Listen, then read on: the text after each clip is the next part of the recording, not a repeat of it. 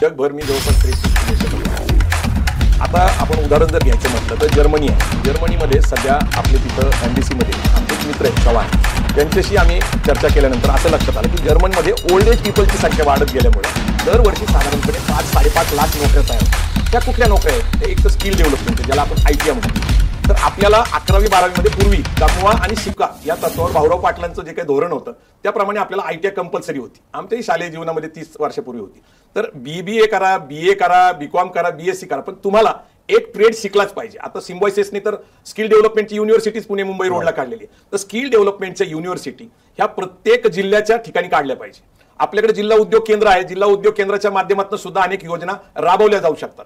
आपल्याकडं डिप्लोमाची मुलं तयार झालेत, ते चांगल्या प्रकारचं सुपरविजनचं काम करू शकतात. समजा चांगले इंजिनियर BE झाले तर त्यांना सुद्धा आपल्याला रोजगार देता येऊ शकतो. परंतु जे मी आपल्याला जर्मनीचं उदाहरण सांगितलं की तिथं आपल्याला जायला संधी आहे.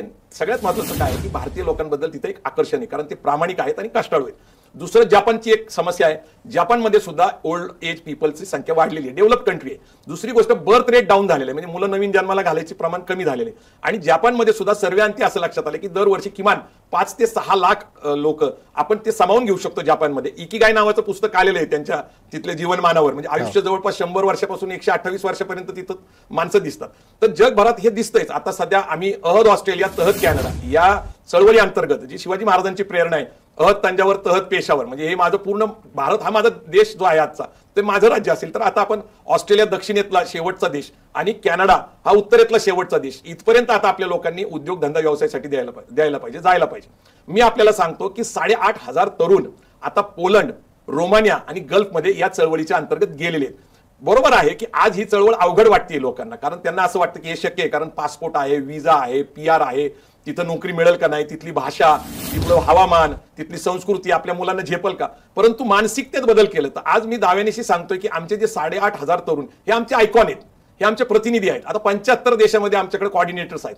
ही गोष्ट मी तुम्हाला उदाहरणांशी सांगतो की ज्या वेळेस खाजगीकरण शिक्षणामध्ये आलं, कारण सरकारकडे नवीन कॉलेज बांधण्यासाठी पैसे नव्हते इन्फ्रास्ट्रक्चरला, मग खाजगी क्षेत्रातले काही लोकांना संधी दिली गेली. सुरुवातीला सगळ्यांना वाटलं जिथं सरकारकडेच पैसे नाहीये तर असे कॉलेज उभेच राहणार नाही.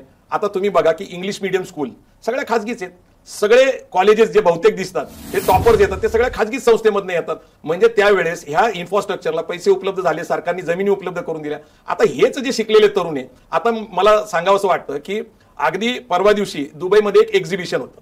त्या एक्झिबिशनला MITने 2000 विद्यार्थी पाठवले होते. म्हणजे MIT सारखी संस्था आता जगाची ओळख करून देण्यासाठी दुबई सारख्या डेव्हलप कंट्रीमध्ये पाठवते. आम्ही सुद्धा सीइंग इज बिलिव्हिंग कॉन्सेप्टमध्ये आमच्या संभाजी ब्रिगेड आणि त्यांच्याशी संबंधित संलग्न असलेल्या लोकांना दुबई दाखवायला घेऊन जातो. आतापर्यंत 1200 लोकांनी ते पाहिली. मागच्या वर्षी आम्ही सिंगापूरला गेलो होतो. अत्यंत छोटे देश आहेत सिंगापूर आणि दुबई. वाळवंटात निर्माण झालेली दुबई ही मला खऱ्या अर्थाने प्रेरणा वाटते. आज आपण मराठवाड्याच्या प्रश्नावर चर्चा करतो, तिथं कायमस्वरूपी दुष्काळ असतो, नापिकी असते, अत्यंत वृक्ष असं उन्हाळा असतो तिथं. पण तुम्ही दुबईचा जर विचार केला तर तिथं पाणी नाही, झाडं नाही, पण दुबईचा विकास अभूतपूर्व आहे.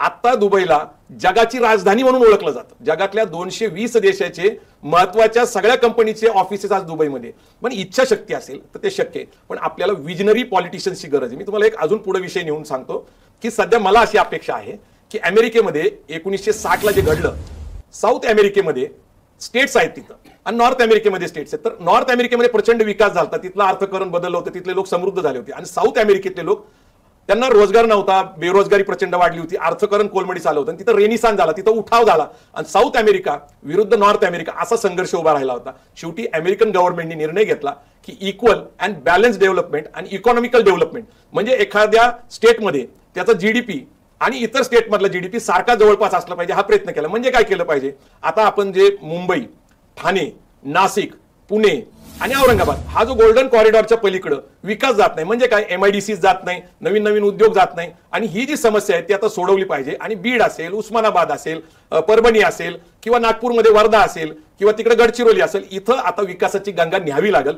ही आज आरक्षणाची समस्या जी आहे ती समजा आपण जातीनीय वर्गनीय संघर्ष दिसतो, म्हणजे मराठा विरुद्ध ओबीसी असा संघर्ष दिसतो, धनगर विरुद्ध एसटी असा संघर्ष दिसतो, पण कालांतराने लोकांच्या सत्य लक्षात येईल विकास कशात आहे, प्रगती कशात आहे, अर्थकरण कशात आहे, तर अविकसित जिल्हे विरुद्ध विकसित जिल्हे असा संघर्ष भविष्यामध्ये होऊ शकतो.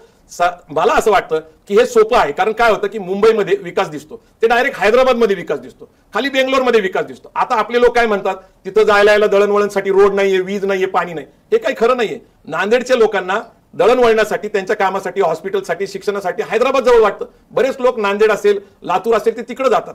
खाली तुम्ही जर बघितलं कोल्हापूर, बेळगाव, सांगली हे बेंगलोरला जातात, कारण त्यांना मुंबईला येणं परवडत नाही. हे जर शक्य असेल तर मला असं वाटतं की डिस्ट्रिक्ट वाईज प्लॅन्ड डेव्हलपमेंट, हाताला रोजगार तिथंच दिला पाहिजे. कारण आज शहरावर लोड येतात. आज पुण्यामध्ये आणि पिंपरी चिंचवडमध्ये 1 कोटीपेक्षा जास्त लोक राहतात. कारण पुण्यामध्ये पहिली पिंपरी चिंचवड, मग भोसरी, मग चाकण, मग रांजणगाव, मग शिरवळ, मग इकडं कुरकुम, सगळं याच्या भोवतीच फिरतंय. तर आपल्याला बॅलन्स डेव्हलपमेंट जायला पाहिजे, इक्वल डेव्हलपमेंटकडे जायला पाहिजे. यांनी काय होईल की या शहरांवर येणारा लोड, आता तुम्ही बघा आपण ट्रॅफिकच्या समस्याला अनेक कारणाने एका विजनरी पॉलिटिशियनची गरज आहे, आणि बॅलन्स इकॉनॉमी आणि बॅलन्स डेव्हलपमेंट हा कार्यक्रम आपल्या सरकारने आता हाती घेतला पाहिजे.